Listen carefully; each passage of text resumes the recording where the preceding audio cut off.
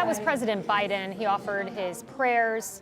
He offered his heart to the first responders who are currently working around the clock to try to rescue anyone if that possibility still exists. Also, President Biden saying we are going to rebuild this bridge together. We are going to reopen this port as quickly as possible. Hugely important. He talked about the hundreds of thousands of cars that go through there every year, the 15,000 jobs, the number of commuters who cross that bridge, and also whether Congress will step up and help, something else we heard from the president. But one of the key takeaways, Dagan, is congressional support for this effort. He wants Congress to step up and help as we rebuild this bridge and, of course, rebuild that port.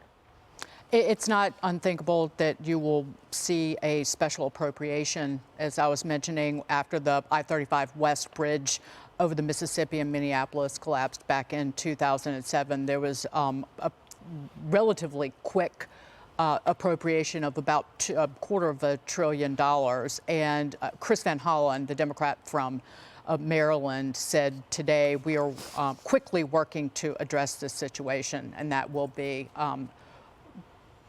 a sole focus of what Congress can do in response to this tragedy. And that bridge was rebuilt in a little more than a year. Yeah, and Harris, another key news bit, he was asked, will you be going to Baltimore? And he said, yes, as quickly as I can. Yeah, so different than how East Palestine, Ohio was dealt with. And you had an untold amount of victims in that.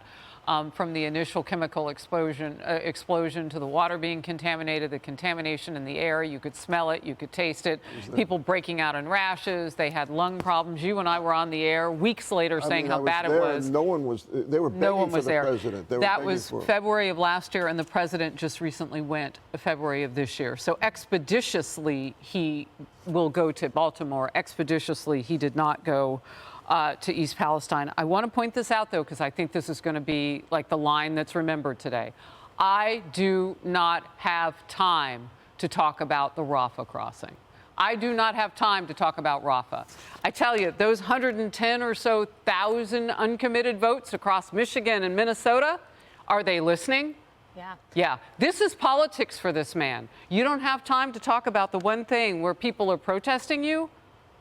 Amazing. I know it's not on point, but he answers questions all the time, he says. And, you know, I mentioned this could be a press conference, Dr. Siegel. Perhaps it was presumptive because it was not a press conference, but he did take about 2 questions at the end, including from our own Mark Meredith. No, but as Harris just said, he's eluding and evading the most important question in everyone's mind right now about the Rafah crossing, about Gaza.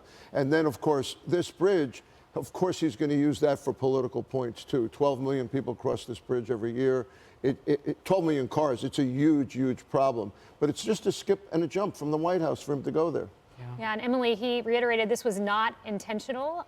So we know not an intentional act, of course, as we've been hearing all day. And we're still awaiting an NTSB press conference where we hope to learn more. That's right. And in the interim, our prayers and thoughts go out to that entire community, especially those first responders. Absolutely. Hey, everyone. I'm Emily Campagno. Catch me and my co-hosts Harris Faulkner and Kaylee McEnany on Outnumbered every weekday at 12 p.m. Eastern, or set your DVR. Also, don't forget to subscribe to the Fox News YouTube page for daily highlights.